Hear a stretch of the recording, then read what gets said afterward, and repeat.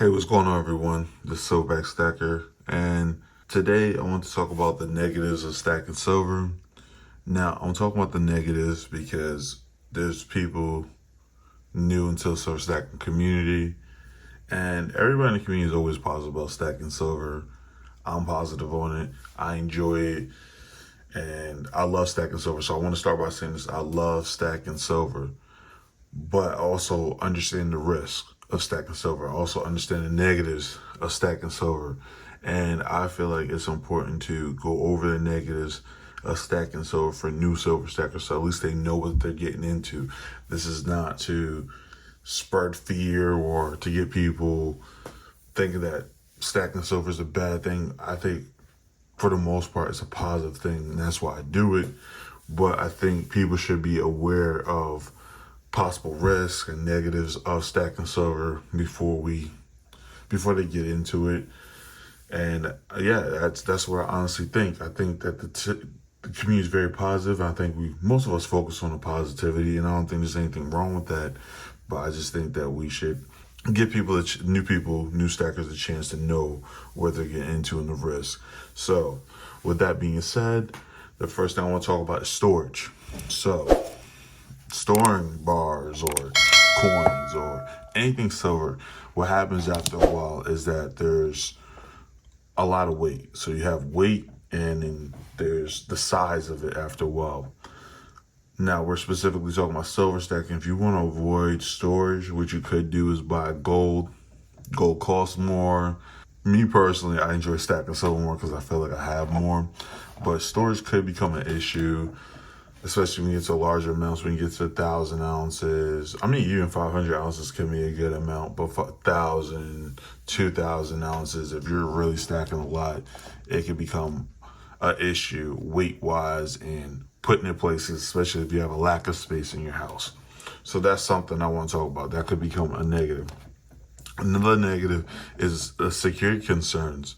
And what I mean by that is if you're stacking silver in your house, there's a good rule in the community that we don't talk about silver with other people, which is kind of a little bit of a bummer because I would love to talk about silver with people, but if people know how much silver or gold that you had in your house, it could leave you open to theft or robbery. Because I would hope that you have your house secured and stuff, so somebody could possibly rob you or plan to rob you if they know that you have all these assets in your house, and you don't want to set yourself up for that. So that's a possible risk. So you have to make sure it has locked up. You want to have security cameras. You want to have protection. I would limit your conversation about how much silver you had, or maybe that you even have it. So that's also a risk that you have.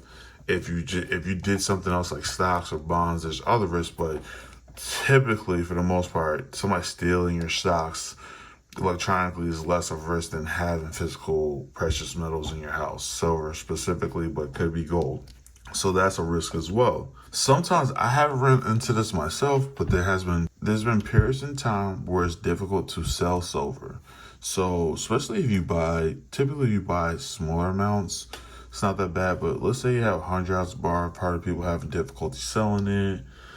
There's 1,000-ounce bars that you may have difficulty selling.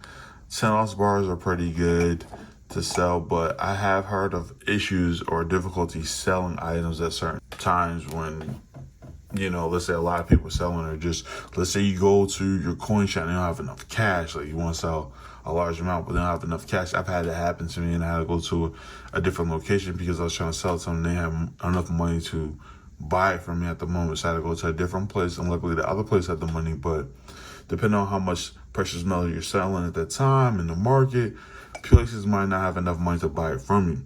So I just want you to be aware that it doesn't happen often. I want to be very transparent. I'm not trying to get anybody scared, but it does happen at times.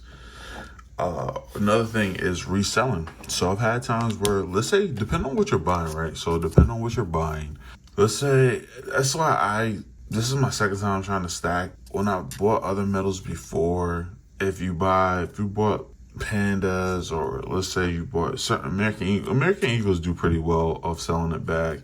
But if you buy certain things and you try to resell, sometimes the resale value is typically not as high That's what anything, but some things you're able to get back your premiums a little bit better. But there's also coin shops, and this is something that I would definitely try to build connection at your coin shops, local coin shops, because sometimes when you go to sell your silver, some places will give you spot, some places give you under spot. Where, right? Because you're already buying stuff at a premium. You're paying some type of premium for it, whether it's $1, $2, $3, you're paying a premium to buy the silver. And then when you go to your coin shop, you go to sell it. If they're selling it under spot, if they're buying it from you under spot, then you have to know that. But sometimes what can help with this is having a relationship with your local coin shop. I've had experiences where once the owner gets to know me, I get better deals typically, and typically they buy silver a little bit better for me as well because they know I maintain it pretty well, and they don't have to worry about certain things. So that's something to think about as well. Is the resale is, all right, what are you going to get at? Are you going to get it at spot? Are you going to get a little over spot? Are you going to get it under spot? And that can also change depending on your local coin shop and where you plan to sell at. That could change what you're buying depending on your situation. So that's something to think about. Another thing to think about is not recovering from premiums. So typically, how you can recover from premiums is holding silver over a long period of time. Now, there has been, and it also depends on when you bought silver. So let's say, for example, this would be extreme case. I'm not saying this is a typical case, but let's just say, for example, you bought silver in 2011, right? You bought most of your silver in 2011. You will probably be a long time before you recover your premiums and the money you spent buying silver during that time. Right now, it'd probably be a little while. I think then it was about $40 an ounce for silver. Right now, we're about $30 an ounce. So we're looking at 13 years and we still haven't got back to those all-time highs. So when you buy silver, and buying a premium and stuff could affect you, but a way to recover from premiums is to buy silver. If you can, you can always look at the market, see if it's a low price for the times, see where it's at. But I would say overall, the best way to try to recover from premiums is to buy and hold it for the long haul. So that is the best way, but definitely think about premiums when you're buying silver. Just think about premiums. And if you're new and you don't understand what premiums are, let me explain that to you real quick. There's typically a spot price, and whatever you're paying over spot price is considered premium. So let's say right now silver's at $30 an ounce, $30 a troy ounce. If you're paying $32 for that ounce of silver, then that's the difference between the spot price, $30, and what you're paying for the silver at $32. That'd be a $2 difference. So that's the premium. So that's an example of what premiums are. All right, the next thing is price fluctuation. So, I was dealing with that now. I had just got back into silver. Silver was about like $32 an ounce, $33 an ounce, somewhere around there. I think it was like 32. Actually, I think it was 32, but I think I was buying it at 33, 34. But let's say $32 an ounce when I was getting back in it. And then it got down to about like high 28. So it was like 28.90 something or 28.90. So I was like, okay, wow, it dropped down to 28, below $30. And I could get a 10 ounce bar for about $300. Yeah, it was about $300 for a 10 ounce bar. And I was like, okay, this is a good time to buy. So I actually bought, I believe, like one or two, I think it's two 10 ounce bars. So the price fluctuations that happens quite a bit with silver. There's more price fluctuation with silver than there is with gold. Gold is a little bit more stable. It still has fluctuations as well, but silver goes up and down quite a bit. When I first got into silver stacking, this was 2017, 2018, silver was about $17 an ounce. It had got down one time to about $14 an ounce, and then went back up to about $17 or $18 an ounce. And that was back then. Now we're sitting around $30 an ounce today. So it does fluctuate quite a bit. And I wanted to let you know that if you're buying this to save money, it's a good asset or I won't say asset, but it's a good place to park your money at. But there is going to be fluctuations, and I would not buy this if you're looking to sell it quickly within the next couple months or even a year. This is stuff, if you're buying it for stacking, that you go hold on for years. Unless there's an emergency, but just know that Depending on time, you may make a little bit of money or you may get back less money, depending on when you have to sell it. Just keep that in mind. Another thing about the negative about silver stacking is that there's no passive income from it. So with stocks, they appreciate. Let's say I'm just comparing them stocks, but let's say if you're comparing this to a stock, there's no appreciation of the asset. So you're not going to get any money from it typically growing over time. You might, it happens, but it's a lot slower. But also with some stocks, you get something called dividends. You're not gonna get dividends from silver, but you can get that with stocks. Some stocks give you dividends, so some people will buy stocks that not only appreciate over time, but also can provide dividend income, and people like stuff like that. Also, compared with that silver stacking, let's say you kept your money right now in a high yield savings account, making 4% interest on your money.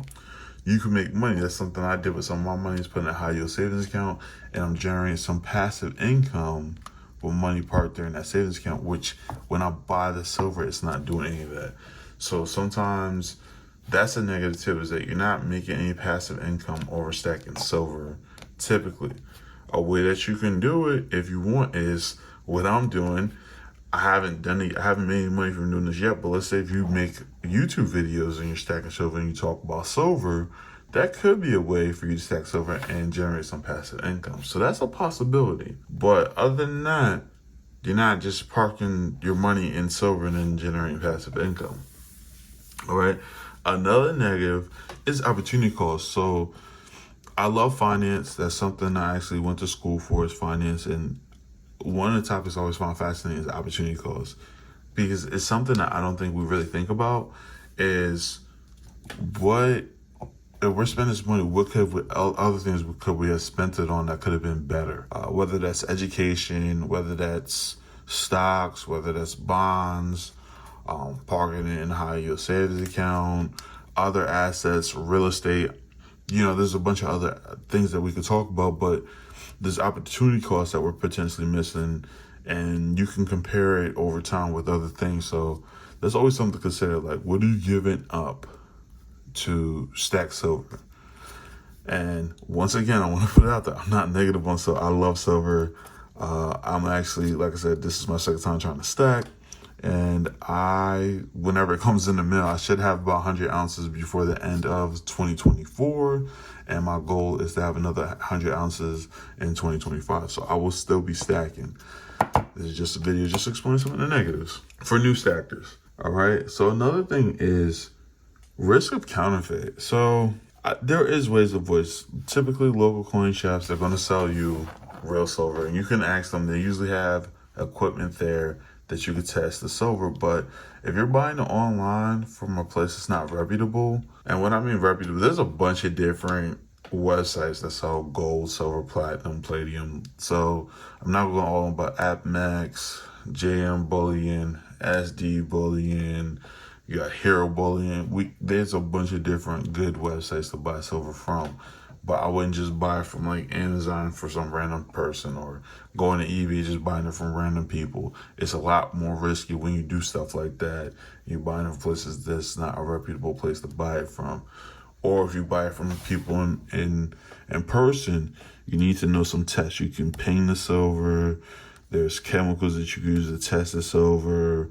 You can use a magnet to test the silver, see how it reacts with the silver. There's different tests that you try to do to prevent your risk of counterfeit items, but it does happen. People do get scammed and they buy counterfeit silver, so you need to protect yourself and know how to test it. Okay, so that's another risk of stacking silver, and it's something that new stackers should be concerned about and worry about and protect themselves. Another thing about silver, this is something that I'm trying to avoid my second time around, is emotional attachment. And what I mean by that, there's different types, but the one I'm specifically talking about is buying silver that you really like, and that you're like, oh, I'm never going to sell this, because then you become more of a collector. You become more of a collector when you have emotional attachments. And I'm not saying that collectors won't mind selling for the right price. Everybody will sell something, right? Even if you have an emotional connection to it for the right price, you'll probably sell it. But when you start having these emotional connections, or attachments to silver, a big reason why we stack, or most people stack silver, this is beautiful silver and people like silver. But a big reason why is because you're trying to, whether save, for some people have like a prepper stacker, and some people like stacking and like their own insurance policy, or having control over their own wealth. There's different reasons, but typically you're doing it for keeping money and stuff in case you need it. When you become attached to your silver and you're not willing to utilize it's almost like you become almost a hoarder instead of a stacker if you start getting a big attachment to your silver. And that's why one of the reasons this time I'm not stacking around, I'm not getting a bunch of things that I like, because it does become hard to sell when you're buying things that you like. Now, something that I did have issues with in the past was I get bored of stacking. So sometimes that happens. So you become bored of stacking, and then you buy things that you look nice, and then you become attached to it.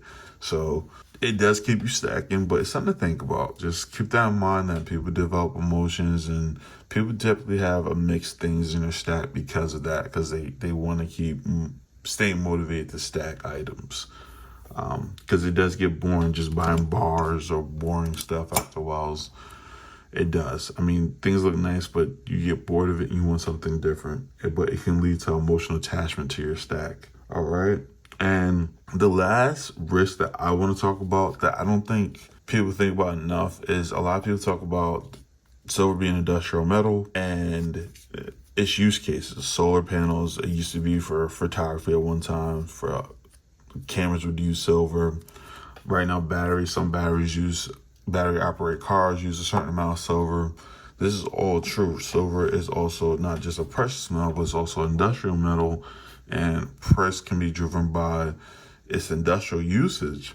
So a concern that can be a potential concern is, what if technology advances and there's other metals that could be used, or a metal that could be created that's just as good as silver is at conducting certain items. This is something that could potentially happen. We have lab diamonds. You could have some type of newly created metal that's artificially made that could be just as good as silver, maybe slightly less, but way more affordable. That's something that could happen with technological advancements. Now, is that a major concern right now at this point in time? No, but it definitely could. So that's something to consider. If you're planning on stacking for 10, 20, 30 years, there's a lot of changes being made in the technological front. So that's something to think about, or keep your eye on, that when you stack over years, that this could happen. Again, I want to put it out there. I am a silver stacker. I love silver. I love gold. I love the silver stack community. I'm going to continue stacking, but I want everyone to know, especially new stackers, to understand the risk. That's the most important thing. When you get into this, it's not risk free. It's not going to make you quick money or fast money. This is something that probably should be done over years. You should know the risk, and I want you to go in this being educated on silver stacking, on both sides, all the positives and a lot of the negatives too. All right, this is Silverback Stacker. Thanks for watching, and until next time.